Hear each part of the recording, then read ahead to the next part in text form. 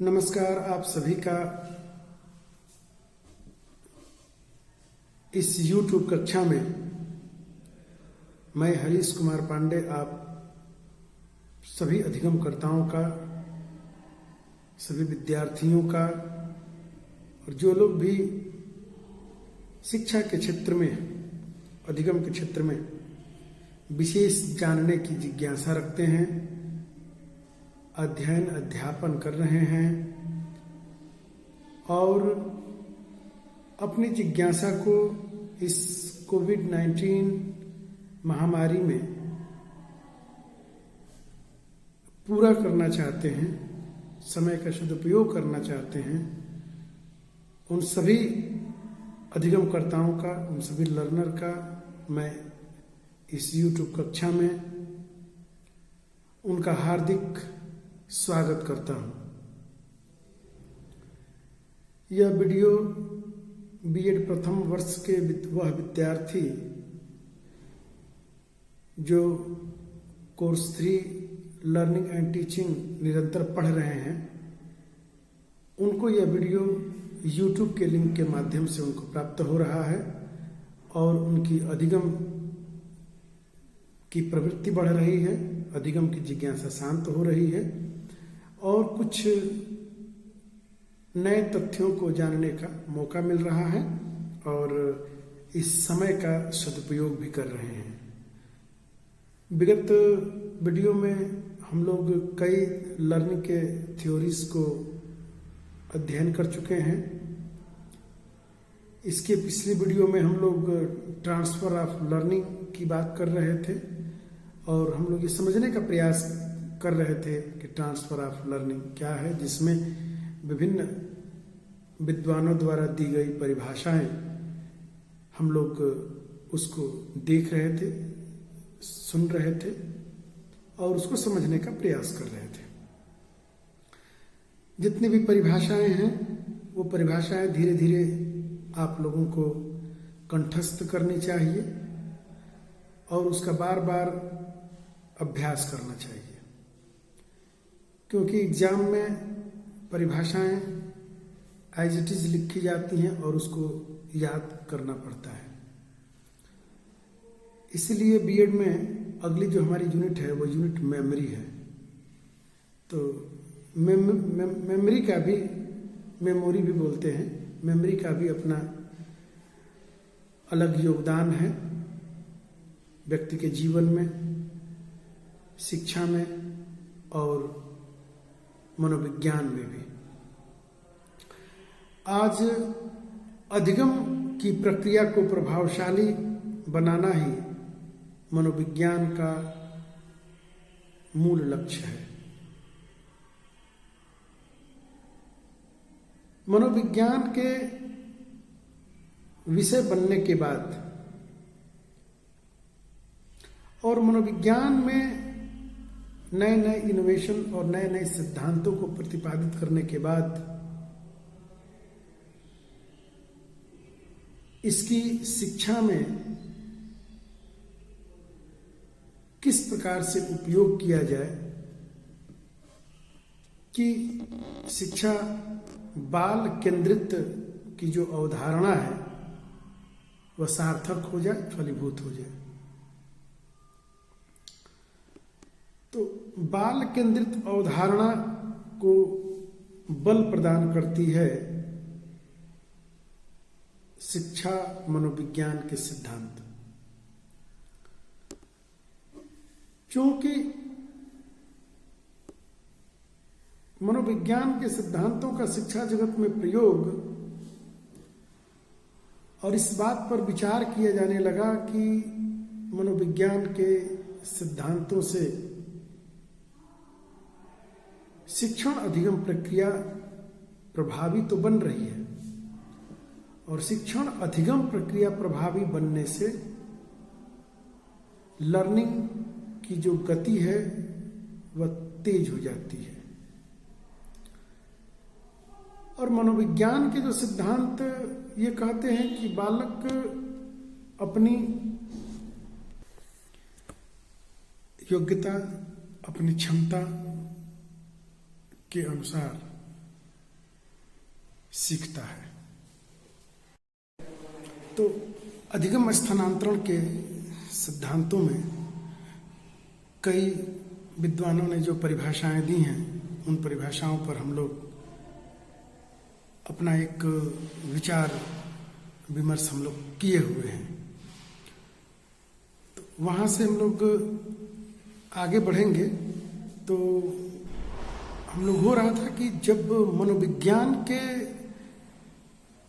ये जब एक विषय के रूप में ये बना, या इसका जब विकास हुआ एक विषय के रूप में मनोविज्ञान का, तो यहाँ पर बालक की रुचियों को, अभिरुचियाँ, उसकी थकान, उसकी योग्यता, उसका अन्य जो भी, जिससे कि बालक की अपनी वो क्षमताओं, अपनी प्रतिभाओं, अपनी योग्यताओं और अपनी गति के हिसाब से वो सीख सके। जब इन क्षमताओं को, जब इसको महसूस किया गया, तो शिक्षा जगत में इसका प्रयोग किया गया और इससे अधिगम प्रक्रिया थोड़ी सरल हुई और थोड़ी प्रभावी भी हुई। सरल इस माने में हो गई कि विद्यार्थी अपनी गति और अपनी क्षमता के अनुसार सीख रहा है, और आसान इसलिए हो गई कि इसमें विद्यार्थियों को रुचियों को ध्यान में दिया गया। और जब विषय के प्रति जिसकी जितनी ज़्यादा रुचि होती है, जिस फील्ड में जिसकी जितनी रुचि होती है, यदि उस फील्ड में वो अपना कार्य करता है तो निश्चित रूप से सफलता की संभावनाएं बढ़ जाती हैं और अधिगम प्रक्रिया भी बढ़ जाती है। और स्थानांतरण का सीधा सीधा सा अर्थ है कि जिन परिस्थितियों में हम जो कुछ भी सीखते हैं, चाहे वो ज्ञान के रूप में हो, चाहे वो अनुभव के रूप में हो, चाहे वो अभ्यास के रूप में हो, चाहे वो हमारी हैबिट, आदत ही क्यों न बन रही हो, और इन सबसे मिलके जो हमारा एटीट्यूड हो रहा है, तो निश्चित रूप से हम लोग निरंतर कुछ न कुछ, हम लोग क्या हो रहा है, निरंतर हम लोग कुछ न कुछ सीख रहे हैं। और सीखने के ही क्रम में हम लोग जो कुछ भी सीख जाते हैं, उसका दूसरी परिस्थितियों में हम लोग उसका यथावत या आंशिक या आवश्यकतानुकूल, अपेक्षानुकूल हम लोग उसका क्या करते हैं, हम लोग उसका प्रयोग करते हैं। तो इस आधार पर हम लोग इस बात को सीखे कि अधिगम का जो स्थानांतरण है, और अधिगम में मनोविज्ञान के सिद्धांतों से विद्यार्थियों को और विद्यार्थी समूह को बहुत लाभ हुआ। तो इससे शिक्षा की व्यवस्था भी उन्नत हुई और बहुत सारे एरियाज का निर्माण हुआ, और उन सब में अलग अलग प्रकार से लोग अपनी अपनी क्षमता, अपनी रुचि अभिरुचि के हिसाब से उसमें अपना अपना लोग ने योगदान दिया, अपना लोगों ने कार्य किया। जब हम अधिगम की बात करते हैं तो स्थानांतरण उसमें क्या होता है, सम्मिलित रहता है। इसमें ऐसा विचार रहा है कि मनुष्य के शरीर में विभिन्न शक्तियां होती हैं। प्रत्येक मानव के पास कुछ ईश्वर प्रदत्त, प्रकृति प्रदत्त जन्मजात उसके गुण होते हैं। उन गुणों के आधार पर ही वह उन बातों को सीखता है, जैसे अवधान, अटेंशन। ये सभी मानव में पाए जाते हैं। मात्रा अल्प या अधिक हो सकती है। जिसकी जितनी ज़्यादा मात्रा, अधिगम, अटेंशन, एकाग्रता की जितनी ज़्यादा मात्रा होती है, वो उसी रेशियो में विषय को, बातों को वो सीखता है। तो शिक्षा जगत में यहाँ पे हम लोगों ने इस बात को जाना था, पिछले अध्यायों में मैंने कुछ वीडियो में भी बात बताया था कि अटेंशन, एकाग्रता का होना बहुत ज़्यादा जरूरी है। जितने ज़्यादा हम एकाग्रचित होते हैं और जितने ज़्यादा हमारा विषयों के पर हमारा पकड़ होता है, और जितने ज़्यादा हम अपनी चित्त की जो अवस्था है, वो जितना ज़्यादा स्थिर अवस्था में चित्त होगा, जितना ज़्यादा आपका चित्त स्थिर होगा, जितना ज़्यादा मन स्थिर होगा, तो उतनी ज़्यादा आपकी इंद्रियां क्या होंगी, उतनी ज़्यादा इंद्रियां आपकी एकाग्र होकर सक्रिय होंगे। और सीखने की प्रक्रिया में ज्ञानेंद्रियों का सक्रिय होना एक आवश्यक तत्व है। यदि ज्ञानेंद्रियां सक्रिय अवस्था में नहीं है तो यहाँ पढ़ा और वहाँ भूला, तो यही बात होती है। इसलिए मन और चित्त की एकाग्रता, जो इसका अटेंशन है, ये बहुत ही महत्वपूर्ण फैक्टर है शिक्षा में। तो इसके बाद है इच्छा, इंटरेस्ट। अब यदि किसी बालक की या किसी लर्नर की सीखने में इच्छा ही नहीं है तो क्या उसको सिखाया जा सकता है? शायद नहीं। सीखने के लिए इच्छा का होना नितांत आवश्यक है। यदि सीखने की प्रक्रिया में हमारे पास इच्छा ही नहीं है तो हम नहीं सीख सकते। और इच्छा के साथ साथ में अगर इच्छा शक्ति नहीं है तो व्यक्ति और भी ज्यादा नहीं सीख सकता। बहुत से लोगों को देखे होंगे कि उनके अंदर इच्छा शक्ति नहीं, जिसको विल पावर बोलते हैं, इच्छा शक्ति ही नहीं होती है। और बस विल पावर जिसके अंदर नहीं है, अब हारे को हरिनाम वाली स्थिति में बैठे हुए हैं। तो जिसके अंदर कुछ कर गुजरने की क्षमता है, कुछ पाने की लालसा है, जिनके अंदर प्रबल इच्छा शक्ति है कि नहीं मुझे तो टीचर बनना ही बनना है, मुझे तो प्रोफेसर बनना ही बनना, मुझे डॉक्टर बनना ही, मुझे कलेक्टर बनना ही बनना है। तो जिनके जितना ज्यादा प्रबल इच्छा शक्ति होती है वही बन सकता है। इच्छा शक्ति आज के प्रतिस्पर्धात्मक युग में ये पर्याप्त नहीं रह गई है, इसीलिए प्रबल शब्द का प्रयोग किया जा रहा है। अब सभी लोगों के अंदर, सभी लोग पढ़ रहे हैं, साक्षरता हमारी 78, 79 लगभग हम लोग कह सकते हैं कि 80 के दायरे में हम लोग पहुंच रहे हैं। लेकिन इच्छा शक्ति सब में पनप रही है, लेकिन दृढ़ इच्छा शक्ति जिसमें होती है, प्रबल इच्छा शक्ति जिसमें होती है और जिसमें जितनी ज्यादा दृढ़ता होती है, वही उन क्षेत्रों में सफल हो पा रहा है। तो दो बात हम लोग यहाँ पे सीखे, एक अटेंशन और दूसरा विल पावर। तो अटेंशन जितना जरूरी है उतना ही विल पावर जरूरी है। और इन दोनों बातों को स्वामी विवेकानंद जी बहुत अच्छी बात कह रहे हैं कि उनसे जब स्वामी विवेकानंद जी से पूछा गया कि आप यदि पुनर्जन्म लेंगे और पुनः आपको पढ़ना पड़े तो आप क्या पढ़ना चाहेंगे, तो स्वामी विवेकानंद जी बहुत बढ़िया उत्तर देते हैं। वह उत्तर अनुकरणीय है, सीखने योग्य है। उनमें कह रहे हैं कि मैं एकाग्रता और अनासक्ति, मैं दो बात को पढ़ूंगा। एकाग्रता, यही हमारे सफल होने की प्रथम कुंजी एकाग्रता है।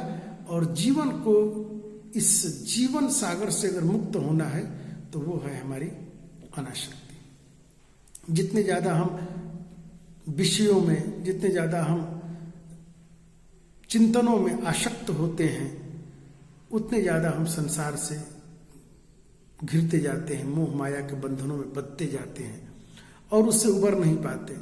और सिर्फ जानवर जिस प्रकार से जन्म लेता है और पूरा दिन मेहनत करता है और अंत को मर जाता है, तो लेकिन मानव जन्म सिर्फ इसके लिए नहीं मिला है। मानव जन्म सा विद्या या विमुक्त है। हमारे यहाँ मुक्ति तक की अवधारणा की बात कही गई है। तो हम लोग मुक्त होने की अवधारणा पर पहुंचे हुए हमारा चिंतन है। तो हम लोग यहाँ तक हम लोग देखें कि किसी भी विषय को सीखने के लिए और सीखी गई बातों का दूसरी परिस्थितियों में उसका उपयोग करने के लिए हमारे पास दो चीजों का होना बहुत जरूरी है, अटेंशन और विल पावर। बिना विल पावर के हम कुछ भी नहीं कर सकते। बिना विल पावर के आप कोई परीक्षा उत्तीर्ण नहीं कर सकते, कोई जंग नहीं जीत सकते। विल पावर ही व्यक्ति के अंदर साहस और उत्साह को जन्म देती है। जिस व्यक्ति के अंदर जितना ज्यादा विल पावर होगा उतनी ज्यादा मात्रा में उसके अंदर इच्छा शक्ति, उसके अंदर आत्मविश्वास, उसके अंदर साहस, उत्साह, ऐसे गुणों का विकास होगा। क्या ऐसे बालक की या ऐसे मानव की कोई कल्पना कर सकता है जो उत्साह विहीन हो, जो साहस विहीन हो? शायद नहीं। प्रत्येक व्यक्ति चाहता है कि मेरे यहां उसमें एनर्जी भरी हो, अदम्य साहस हो, क्योंकि जीवन जो संघर्ष है ये बहुत बड़ा संघर्ष है। और एक सफल शिक्षक वही है जो अपने विद्यार्थियों को सिर्फ ऐहिक ज्ञान देकर न छोड़ दे, उसको ऐहिक ज्ञान से यौगिक और यौगिक से ब्रह्म ज्ञान की तरफ मोड़ते हुए उसको इस जीवन में ही मुक्तता का अनुभव करा दे। यही शिक्षा का परम लक्ष्य और उद्देश्य होता है। और इसमें अगला है रुचि। सभी मनोवैज्ञानिक और आप लोग जितने भी थ्योरी पढ़े हैं उसमें इच्छा की बहुत दृढ़ता पूर्वक बात स्वीकार की गई है। जिस व्यक्ति की जितनी ज्यादा उसमें इच्छा होती है, कुछ सीखने की इच्छा, कुछ जानने की इच्छा, कुछ करने की इच्छा, कुछ बनाने की इच्छा। बहुत से व्यक्ति होते हैं जिनकी कोई इच्छा नहीं होती, पड़े पड़े रहते हैं। और बहुत से व्यक्तियों की कुछ भी इच्छा हो सकती है। हैबिट कुछ भी बुरा नहीं है। शिक्षा नहीं है कि सिर्फ बड़ी बड़ी व्याख्यान प्रस्तुत किए जाएं। घर में बैठे बैठे अगर हम इस समय का सदुपयोग कर रहे हैं, अच्छी अच्छी रेसिपी बना रहे हैं, स्वास्थ्यवर्धक रेसिपी बना रहे हैं, तो वो भी हमारी इच्छा शक्ति ही है कि चलो भाई आज हमने इस लॉकडाउन में बहुत अवसर मिला, बहुत छुट्टियां मिली, तो कम से कम हमने 10 प्रकार की भोजन व्यंजन बनाना हमने सीख लिया। ये कोई बुरी बात नहीं है, बहुत अच्छी बात कही जाएगी। क्योंकि जीवन को स्वस्थ रहने के लिए सबसे पहला शरीर तो माध्यम है। शरीर की स्वस्थता ही मस्तिष्क की स्वस्थता को उसकी पहली फाउंडेशन है। तो शरीर का स्वस्थ होना, जितना शरीर स्वस्थ होगा, जितना प्रसन्नचित्त होगा, जितना बलवान होगा, उतनी ज्यादा हम उस पर आगे कार्य को कर सकते हैं। तो इच्छा का होना व्यक्ति के सीखने की प्रक्रिया पर बहुत बड़ा प्रभाव डालती है। अगर हमारी इच्छा है तो हम जितनी भी अच्छी बातों को हम लोग सीखे हैं उसको पुनः हम लोग रिवाइज करके उसका पुनः रिवीजन कर सकते हैं, किसी दूसरों को सुना सकते हैं, उस पर नए नए नोट्स बना सकते हैं। आप भी एक आध वीडियो बना सकते हैं। अपने घर वालों को बैठकर जब भी बैठे तो कुछ नई नई बातें बताएं। पीढ़ियों का विकास एक दिन में नहीं होता, परंपराएं एक दिन में नहीं टूटती, और अधिगम का ट्रांसफर ये लाइफ लॉन्ग है। एक बार आपने कहा और किसी परिवर्तन आ जाए यह असंभव है। अधिगम जिस प्रकार से निरंतर चलने वाली प्रक्रिया है, उसी तरह से सिखाना और सीखना दोनों निरंतर चलने वाली प्रक्रिया है। निरंतर हम नई नई बातों को सीखते हैं, नई नई बातों को रोज सिखाते हैं, तभी उसमें हम अभ्यस्त हो गए हैं। जिस दिन हम काम को करना बंद कर दें उस दिन हम अभ्यस्त होना छोड़ देंगे। एक ना एक दिन सब कुछ सामान्य हो जाता है,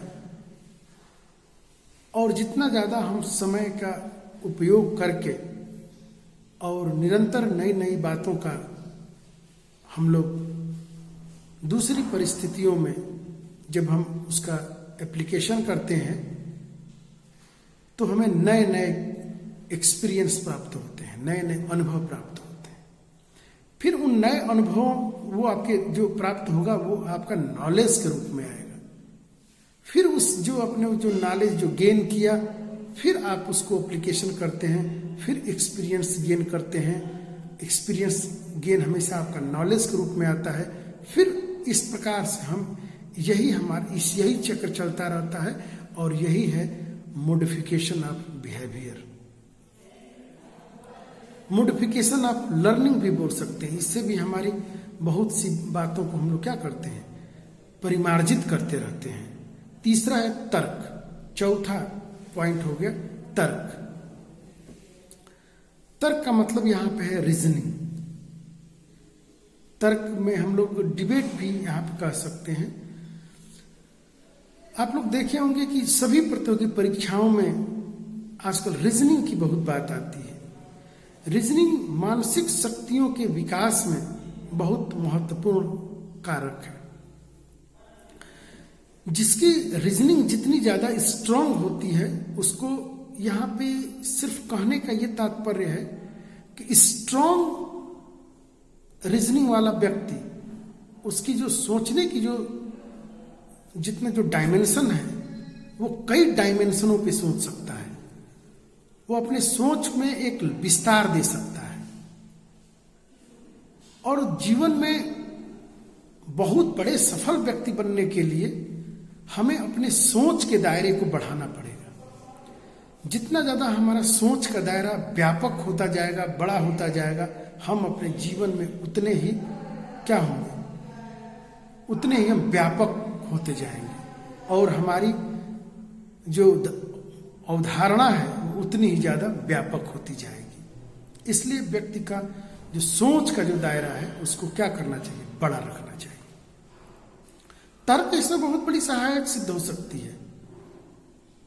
हम लोग जब क्लास में आप लोग पढ़ते थे तो डिबेट होता था और उन डिबेटों में बालक अपनी बातों को रखते थे। डिबेट कोई सब्जेक्टिव जो पढ़ाया जाता था उस सब्जेक्ट पे नहीं, किसी भी सब्जेक्ट पे होता था, उस पर विद्यार्थी की उसकी समझ देखी जाती है। जब डिबेट होता है, जब तर्क होता है तो नहीं होता कि इसकी तर्क शक्ति बहुत बड़ी है। स्वामी विवेकानंद की तर्क शक्ति बहुत प्रबल थी। जो वकालत पेशे में होते हैं, जो सफल वकालत होते हैं, उनकी तर्क शक्ति बहुत प्रबल होती है। कालिदास और विद्योत्तमा वाली जो घटना आप लोग सुने होंगे, वहां पे तर्क की ही बात है। तर्क के बल पे ही अनुभव तो होते रहते हैं, लेकिन अगर ट्रांसफर ऑफ अनुभव को देखा जाए तो हम बहुत चीज बातों को सीखते हैं, लेकिन उसका हम ट्रांसफर नहीं कर पाते। हम जीवन में ठिकाना नहीं कितनी बातों को हम लोगों ने सीखा, लेकिन ट्रांसफर नहीं कर पाते हैं। ट्रांसफर बहुत बड़ी बात है। तो ये जो तर्क है, हम तर्कों के माध्यम से भी अपने ज्ञान का ही ट्रांसफर करते हैं। हम तर्क में कोई नवीन अवधारणा अचानक से नहीं आ जाती।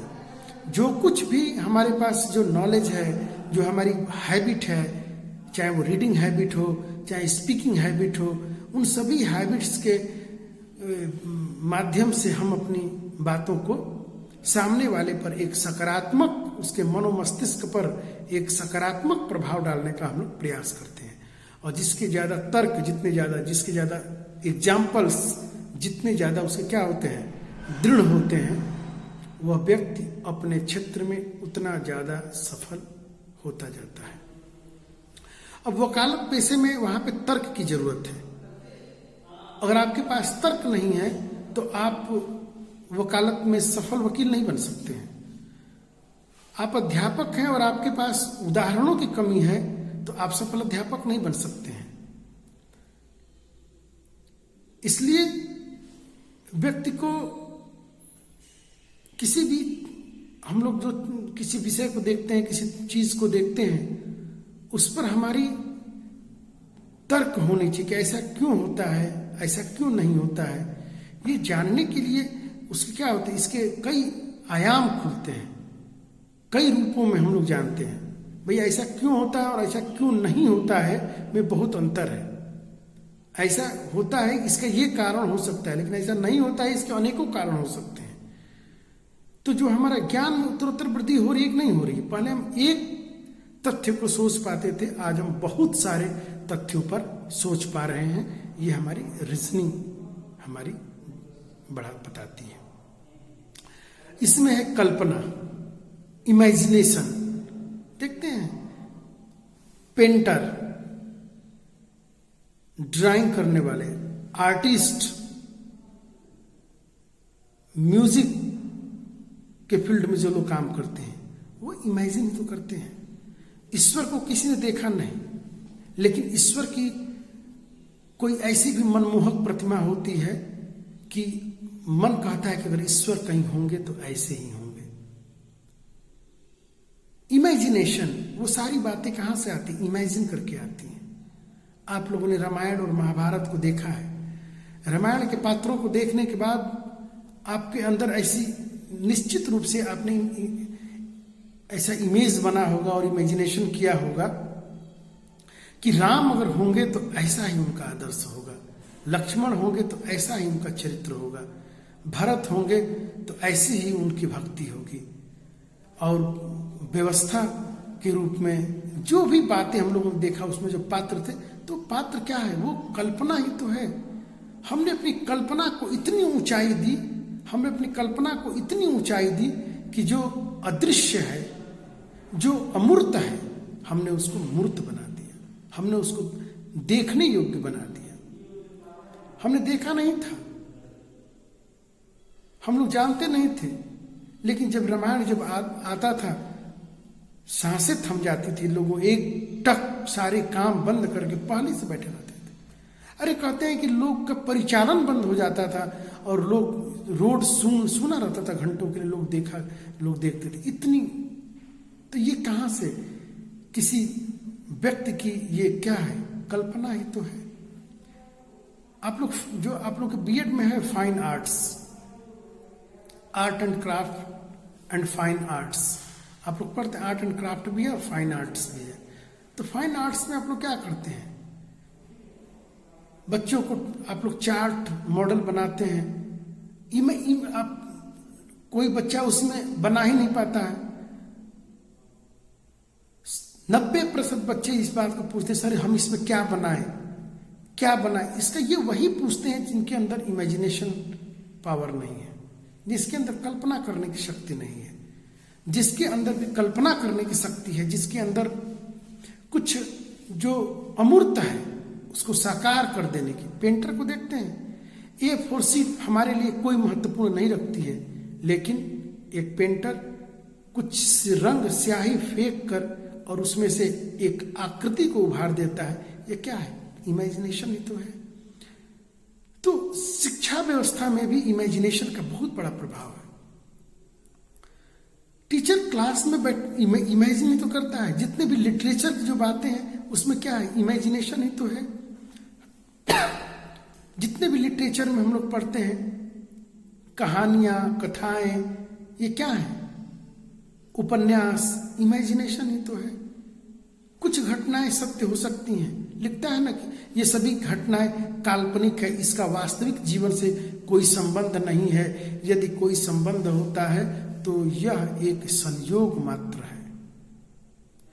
तो टीचर शिक्षण करते समय, हाँ, इसमें कुछ सावधानियां भी होती हैं, अवसर भी होते हैं, समय की उपयुक्तता ही होती है, ये सभी बातें होती हैं। आज शिक्षक कम हैं, जिम्मेदारियां ज्यादा हैं, बहुत सारे काम हैं,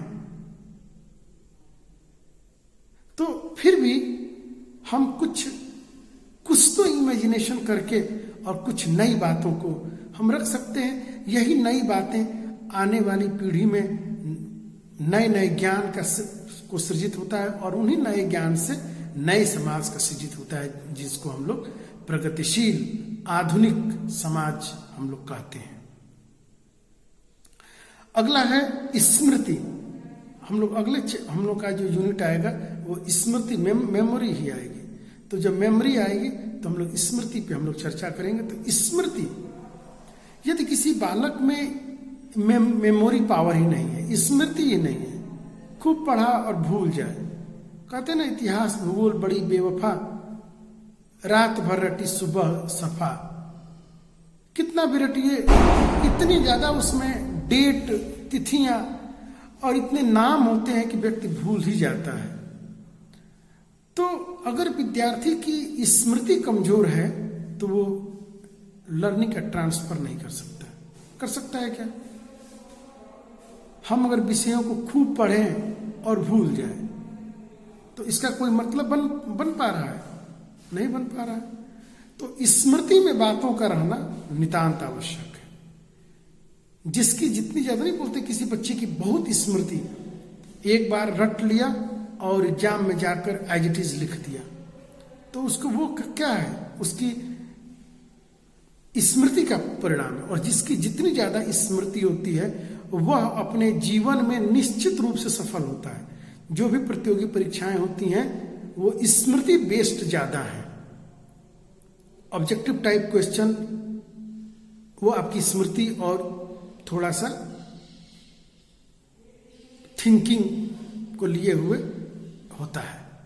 तो स्मृति का होना बहुत जरूरी है। अगर आपको स्मृति में प्रश्न है तो आपके लिए यहाँ तो समय का है, एक क्वेश्चन के लिए आपको 30-40 सेकंड मिल रहा है। प्रश्न आ रहा है तो 5 सेकंड और नहीं आ रहा है तो 50 मिनट। तो स्मृति का बड़ा महत्वपूर्ण है। विद्यार्थी के जीवन में जितना ज्यादा उसकी स्मृति होगी वो उतना ज्यादा अपने जीवन में क्या होगा? सफल होगा। अब यहाँ पर बहुत से मनोवैज्ञानिकों का यह मानना है कि ये जितनी भी बातें हैं, attention, will power, interest, reasoning, imagination, memory, ये सभी बातों पर, इन सभी विषयों पर बालक को ट्रेंड किया जा सकता है, प्रशिक्षित किया जा सकता है। और इसमें जितना ज्यादा बालक प्रशिक्षित होगा उतना ज्यादा वो अपने अधिक लर्निंग का ट्रांसफर कर सकता है। तो इन प्रश्न ये है कि एक शिक्षक के लिए एक शिक्षण कार्य कितना महत्वपूर्ण है और एक पेरेंट के लिए पेरेंटिंग करना कितना महत्वपूर्ण है। आप लोग इसकी इमेजिनेशन कर सकते हैं। जब तक नहीं जानते थे तब तक तो नहीं, लेकिन अब लग रहा है ना कि कितना महत्वपूर्ण विषय है और कितना कठिन विषय है।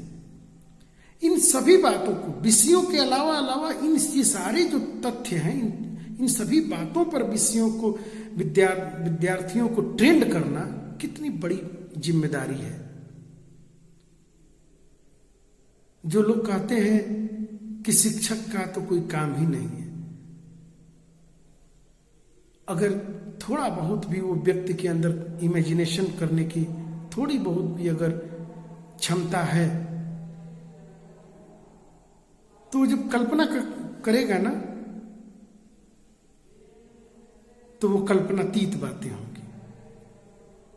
एक पेंटर को देखते हैं हम आप लोग, क्यों नहीं किसी दीवारों पर एक पेंटर आता है, दीवार पे आधे घंटे में पेंट करके चला जाता है और यह चिदाकर्षक मनमोहक आकृति को उभेर देता है। हम लोग क्यों नहीं उकेर पाते हैं? ऐसा नहीं कि उसने सीखा और हमने नहीं सीखा। फाइन आर्ट और आर्ट एंड क्राफ्ट, ये चार्ट मॉडल हर साल हम लोग सीखते हैं, लेकिन शिक्षण की प्रक्रिया में देखा जाए तो हजारों में 2-4% लोग ही इसका प्रयोग कर पाते हैं। बाकी लोग तरह हमसे तो बनता ही नहीं। अरे जिनकी क्यों छोड़िए इमेजिनेशन और ये चित्रों, जिनकी हैंडराइटिंग अच्छी नहीं हो पा रही है, अरे हमने तो ऐसे ही सीखा। बहुत लोगों ने आगे चल के अपनी हैंडराइटिंग को सुधारा है। अब वो खुद लिखते हैं और खुद पढ़ते हैं। इसके लिए भी बहुत ज्यादा प्रशिक्षण की जरूरत है। तो जितने भी जो मनोवैज्ञानिक हुए, तो यदि इन शक्तियों को प्रशिक्षित किया जाए तो मानव का मानसिक विकास संभव हो सकता है।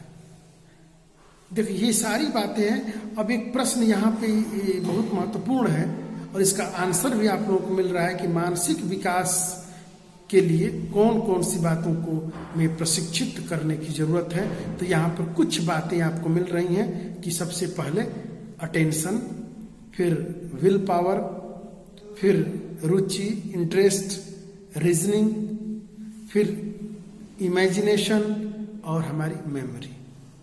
और इन शक्तिय विचारधाराओं के परिणाम स्वरूप 2 निम्नलिखित विचारों ने जन्म दिया। अगर इन बातों को देखें तो दो, एक हो गया फॉर्मल डिसिप्लिन और एक हो गया ट्रांसफर ऑफ लर्निंग, औपचारिक या विधिवत अनुशासन, और एक अगला हो गया सीखने या अधिगम का स्थानांतरण। संक्षेप में हम लोग ये समझने का प्रयास करें कि फॉर्मल डिसिप्लिन क्या होता है। फॉर्मल डिसिप्लिन या विधिवत अनुशासन या औपचारिक अनुशासन से यहाँ तात्पर्य यह है या इसका अर्थ यह हुआ कि किसी मुश्किल या कठिन काम को, किसी मुश्किल या कठिन कार्य को यदि बार बार अभ्यास करके मस्तिष्क की शक्तियों का विकास किया जा सकता है। कोई भी कठिन कार्य हो, कोई व्यक्ति नहीं सीख पा रहा है और यदि वो व्यक्ति ठान ले कि नहीं मुझे ये सीखना है और उसमें निरंतर लगा रहे, तो एक समय आएगा कि वह उसमें बहुत कुछ सीख चुका होगा। तो बार बार अभ्यास करने से मस्तिष्क की शक्तियों का क्या होता है, विकास होता है, तथा वे शक्तियां इस योग्य हो जाती हैं कि जीवन की हर परिस्थितियों में उसका स्थानांतरण हो जाता है। यही बात है हमारा फॉर्मल डिसिप्लिन। औपचारिक या जो विधिवत अनुशासन में है कि यदि हम मस्तिष्क को बार बार प्रशिक्षित करें, मस्तिष्क को बार प्रशिक्षित करने का अर्थ है, अब जैसे हम लोग शिक्षण अधिगम प्रक्रिया में देखें तो यहाँ पे दो बातें हैं, एक पठन और पाठन। यदि विद्यार्थी नियमित रूप से सुबह में 2 घंटे और शाम को 3 घंटे अगर स्टडी कर रहा है, मायने नहीं रखती कि 15 घंटे पढ़ रहे हैं, आप नियमित रूप से आज 4 दिन खूब पढ़ा, 1 दिन नहीं पढ़े, इसका कहीं कोई मतलब नहीं। यदि आप नियमित रूप से प्रतिदिन आप एक निश्चित समय 2 ही घंटा हो, अरे मैं तो अपने जीवन में कभी आधे घंटे से ऊपर की बात ही नहीं कही। मेरे जो भी विद्यार्थी जानते, मैं तो आधे नियमित पढ़िए, आधे घंटे पढ़िए, एकाग्रता के साथ पढ़िए। एक विद्यार्थी ने अपने पिता से बोला कि आज मैं पापा रात के 12 बजे तक पढ़ा हूं।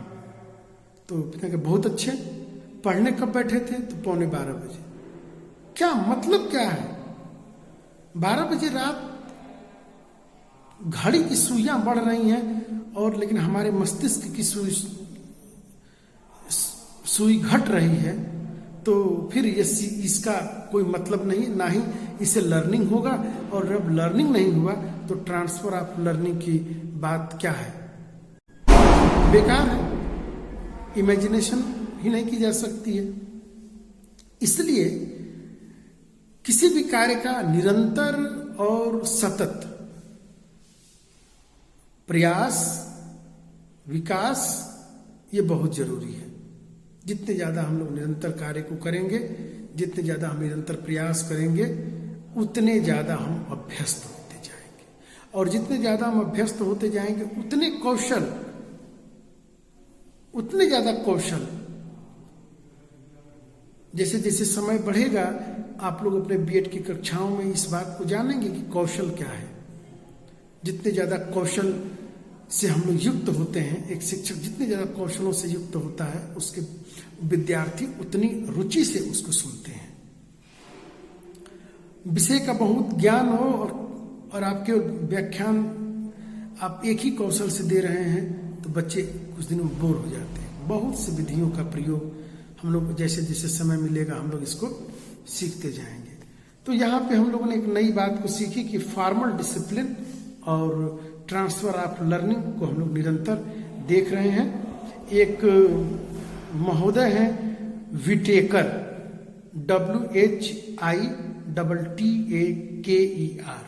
WHITTAKER, विटेकर महोदय, ये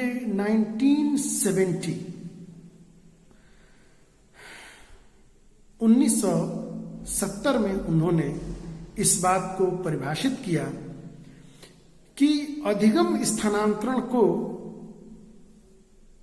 उन्होंने जो कुछ भी समझा और उसको उन्होंने जब डिफाइन किया, तो डिफाइन करते हुए कहा कि प्रशिक्षण के स्थानांतरण से,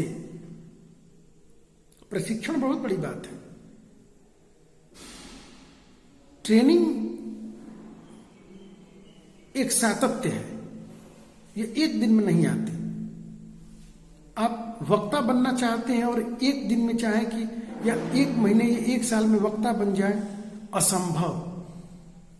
कई वर्षों की साधना है, कई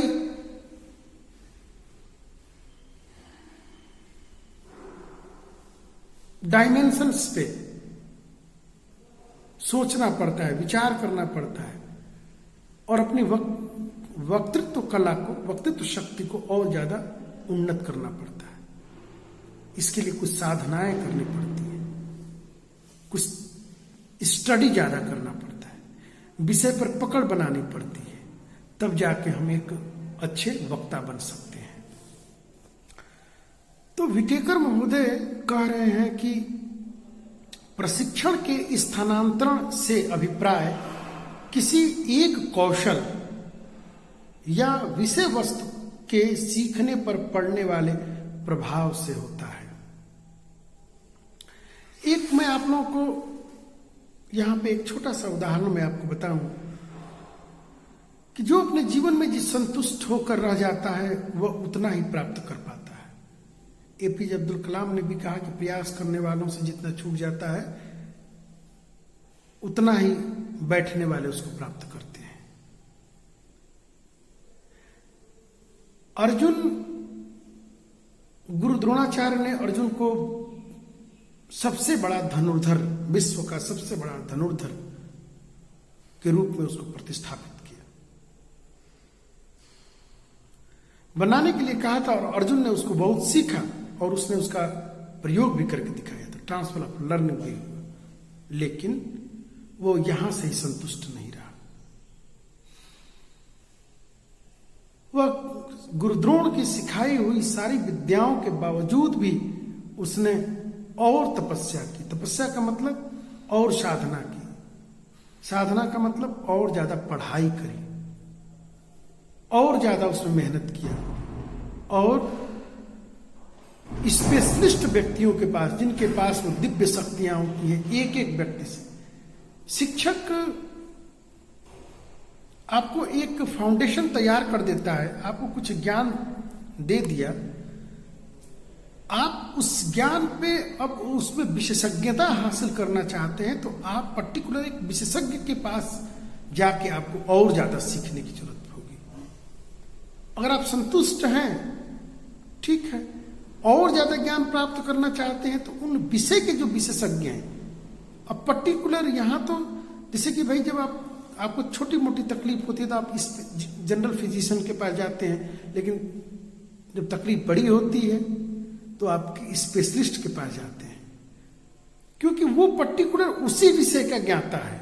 ये जब आप लोग कंपैरेटिव स्टडी पढ़ेंगे तो ये इसीलिए अमेरिका, ऐसे ही अमेरिका नहीं, विकसित देश है और पूरे विश्व का सबसे आर्थिक महाशक्ति है, क्योंकि वहां पर, यहां तो हमारे यहां तो एक ही व्यक्ति से सारे काम लेने की परंपरा है। एक ही व्यक्ति से हम उम्मीद करते हैं कि वो सब कुछ जानता हो, लेकिन अमेरिका में ऐसा नहीं है। अगर एक व्यक्ति का अगर वो विषय का है तो उसको दूसरा बातें नहीं आएंगी। इसके कई उदाहरण के रूप में आप लोग इसको समझ सकते हैं, जैसे कि जो अब हमारे यहाँ मैकेनिक हैं तो एक ही मैकेनिक सारी बातों को हमारे यहाँ फिट कर देता है, इसीलिए सामान जल्दी टूटते भी रहते हैं। लेकिन वहां पर क्या है कि अगर जो मैकेनिक ये अगर उसका एक पार्ट को बनाता है तो वो एक ही पार्ट को बनाएगा, दूसरा भाग उसको बनाने नहीं आता है, और वो बनाएगा भी नहीं, आता भी नहीं। वो अपने ही विषय में वो ट्रेंड है जिस विषय में उसकी मास्टरी है। और आज फिर से ये प्रयास किया जा रहा है कि एक ही व्यक्ति सभी विषयों का पर अपनी व्याख्यान दे दे, जैसे सुकरात और प्लेटो और अरस्तु की हम लोग बात सुने पढ़े हैं। ऐसा संभव नहीं है। पहले ज्ञान विस्तृत नहीं था, छोटा था। पहले एक विषय हुआ करता था विज्ञान, लेकिन आज विज्ञान की 100 कई शाखाएं हैं, 100 से ज्यादा शाखाएं हैं, और उन शाखाओं के भी कई भाग हैं। और पहले हर परिभाषा में आप लोग सुकरात, प्लेटो और अरस्तु की परिभाषा पढ़ेंगे। इसका मतलब ये नहीं कि अपने वो विषय के वो ज्ञाता थे। पहले ज्ञान सीमित मात्रा में था और आज ज्ञान अनंत मात्रा में है। आप लोग को अनुभव होगा, हर विषय के विशेषज्ञ होते हैं। आंख, किसी की आंख है, अब ज्ञानेंद्रियां हैं, आंख के भी, अब आंख का एक डॉक्टर है और एक स्पेशलिस्ट है। उसमें भी वो है कि वो रेटिना का स्पेशलिस्ट है, वो इसका स्पेशलिस्ट, वो सीजर ही करते हैं। मैं हर उसमें भी 20 प्रकार का स्पेशलाइजेशन है और हर एक एक व्यक्ति का स्पेशलिस्ट है। खैर, तो जो व्यक्ति जितना ज्यादा अध्ययन करता है, जितना ज्यादा स्टडी करता है, वो उतना ज्यादा बातों को सीख पाता है। विटेकर महोदय की परिभाषा पर हम लोग चर्चा कर रहे थे। 1970 में उन्होंने कहा कि अधिगम के स्थानांतरण से अभिप्राय किसी एक कौशल या विषय वस्तु के सीखने पर पड़ने वाले प्रभाव से होता है। विटेकर महोदय की परिभाषा बहुत अच्छी और व्यापक है। किसी एक विषय को उन्होंने कहा है,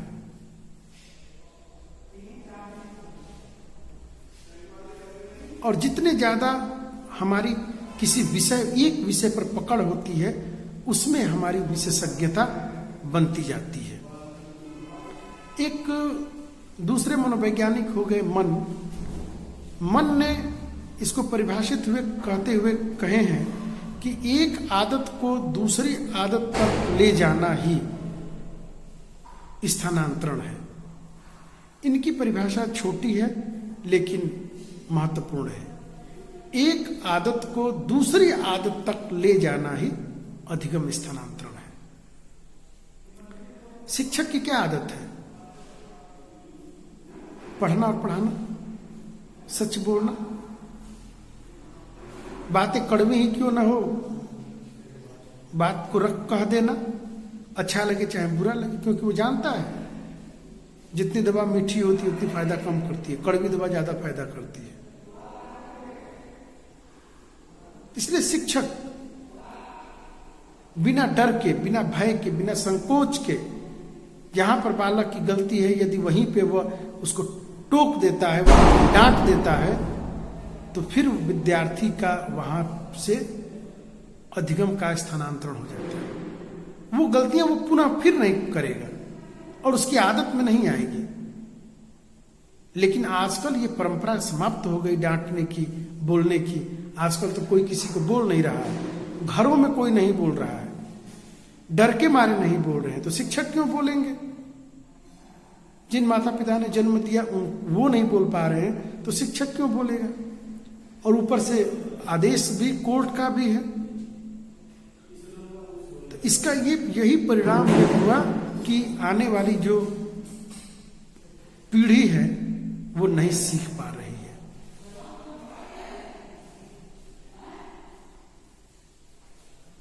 इसको कई उदाहरणों से इसको समझा जा सकता है। कई ऐतिहासिक दृष्टांत होते हैं, कई ऐतिहासिक उदाहरण होते हैं। उन उदाहरणों की सहायता से हम इन बातों को समझ सकते हैं। तो मन महोदय की जो परिभाषा है कि एक आदत को दूसरी आदत तक ले जाना ही स्थानांतरण है। और अगर हम लोग गंभीरता से देखें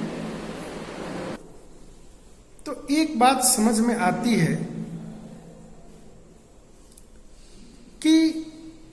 जो व्यक्ति जितना ज्यादा अपने जीवन में मेहनती है, जो बालक अपने जीवन में जितना ज्यादा कर्तव्यनिष्ठ है, जो विद्यार्थी जितना ज्यादा एकाग्रचित रहता है, उसके चित्त की और मन की जो उसकी विश्रांति स्थिर होती है, वो तुरंत बातों को सीख जाते हैं। व्यक्ति की जितनी ज्यादा ज्ञानेंद्रियां चंचल होंगी, उसकी उतनी ज्यादा कर्मेंद्रियां चंचल होंगी। बहुत से विद्यार्थियों का ये तर्क सर पढ़ने में मन नहीं लगता है। अब पढ़ने में मन नहीं लगता है, इसकी तो कोई दवाई नहीं है। इसका एक ही दवाई है कि सातत्य, निरंतर अभ्यास।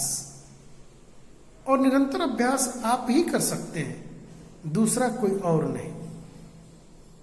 और जितना ज्यादा बालक अभ्यास करता है, जितना ज्यादा परिश्रम करता है, लगन मेहनत करता है, और नियमितता जितनी ज्यादा रहती है, टाइमिंग फिक्स हो, टाइम जिसका जितना ज्यादा अप डाउन होता रहता है, वो उतना ज्यादा जीवन में सफल नहीं हो पाता। असफलता बहुत ज्यादा रहती है, चंचलता भी बहुत ज्यादा रहती है। तो सफलता और असफलता की जो बातें हैं, हम एक बात को सीख के दूसरी परिस्थितियों में तभी उसका अप्लाई कर सकते हैं। हम तभी अप्लाई कर सकते हैं, उन बातों को सीख के तभी उसको दूसरी परिस्थितियों में उसका हम प्रयोग कर सकते हैं, जब हमने एक परिस्थितियों में ठीक से सीखा। क्योंकि अगर अर्ध ज्ञान या उससे संबंधित आपने बहुत सारे विषयों को नहीं सीख पा रहे हैं, कुछ ही बातों को सीख पा रहा है, कुछ बातें स्मृति में नहीं रही, कुछ अटेंशन में नहीं रहा, कुछ काम में बिजी हो गए, तो फिर आधी अधूरी बात सीखकर उसका ट्रांसफर नहीं हो पाता है। यही कारण है कि कई बार ऐसे रिपोर्ट आते हैं कि हम लोग पढ़े लिखे तो हैं लेकिन स्किल्ड नहीं है। इसीलिए आजकल स्किल्ड इंडिया और new India, make in India की बात आई। स्किल्ड मतलब सीखा तो नॉलेज बहुत है, लेकिन अप्लाइड वो नहीं है। तो जब तक वो हमारे व्यवहार में नहीं है, और व्यवहार में इसलिए नहीं है कि हमारे पास अवसर नहीं है। अब अधिगम का स्थानांतरण की जो यहां पे बात है, तो अब जितने ज्यादा आपको अवसर मिलेंगे टीचिंग के, जैसे कि आप लोग 2 साल बाद जब ट्रेंड हो जाएंगे और आप इसमें जब पढ़ाना स्टार्ट कर देंगे और कोई ना पढ़ाए, तो दोनों बीएड किए हुए हैं लेकिन दोनों के अभ्यास में अंतर आएगा? नहीं आएगा। एक दोनों का अभ्यास बताएगा कि ये अभ्यस्त है और अभ्यस्त नहीं, जबकि दोनों ट्रेंड है। कारण यही है कि एक की जो प्रैक्टिस थी वो छूट गई है और दूसरे की प्रैक्टिस बनी हुई है। इसी लोग कहते हैं कि भाई मुझे पढ़े हुए तो बहुत दिन हो गए, अब मैंने ये काम छोड़ दिया है।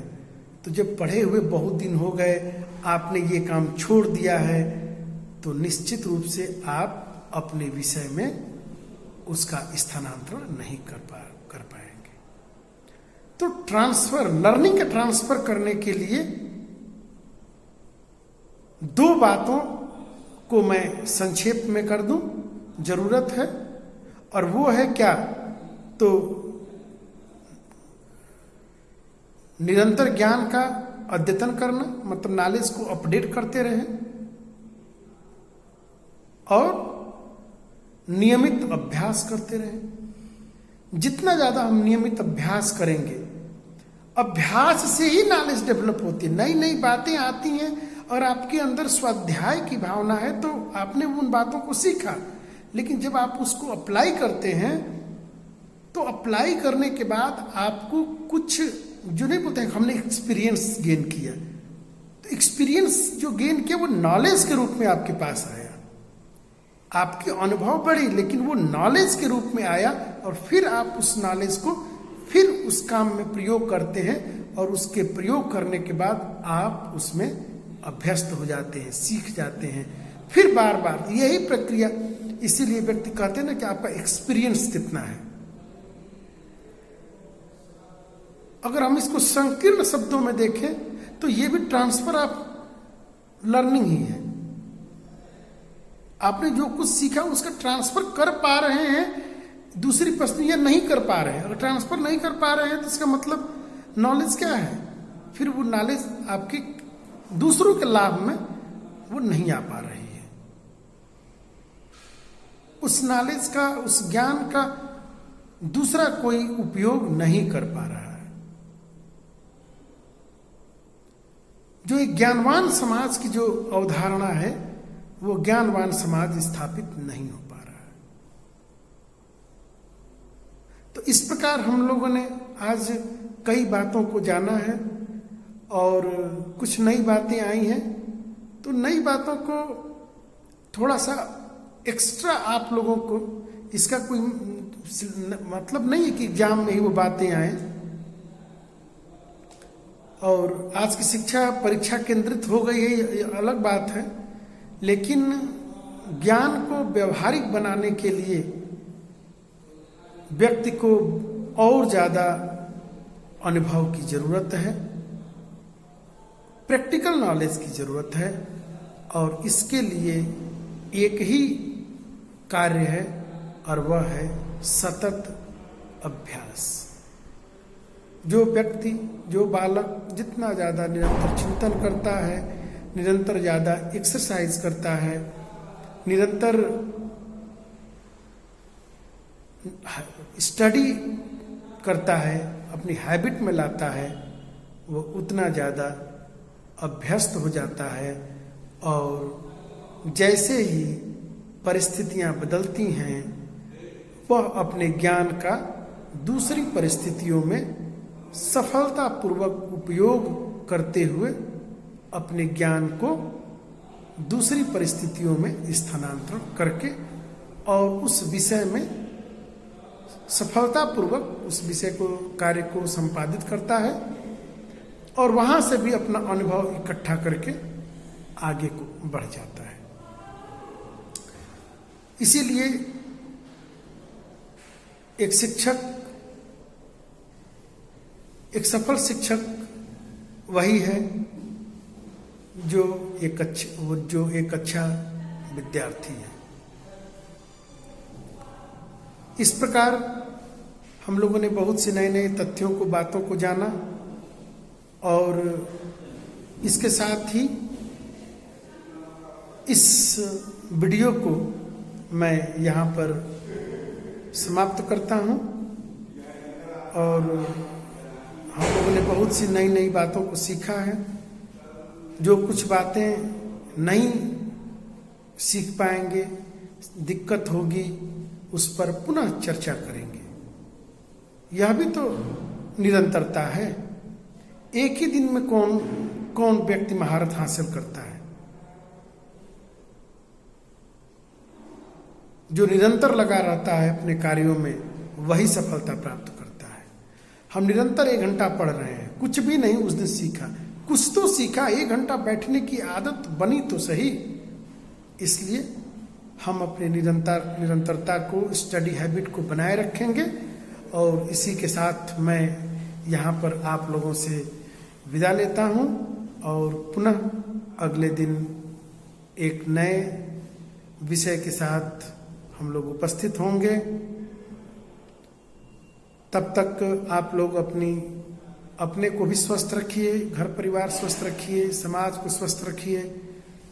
सिर्फ शारीरिक स्वास्थ्य ही जरूरी नहीं है, मानसिक स्वास्थ्य भी जरूरी है, संवेगात्मक रूप से भी स्थिर होना जरूरी है, और चित्त और मन की विश्रांति एकाग्रता भी बहुत जरूरी है।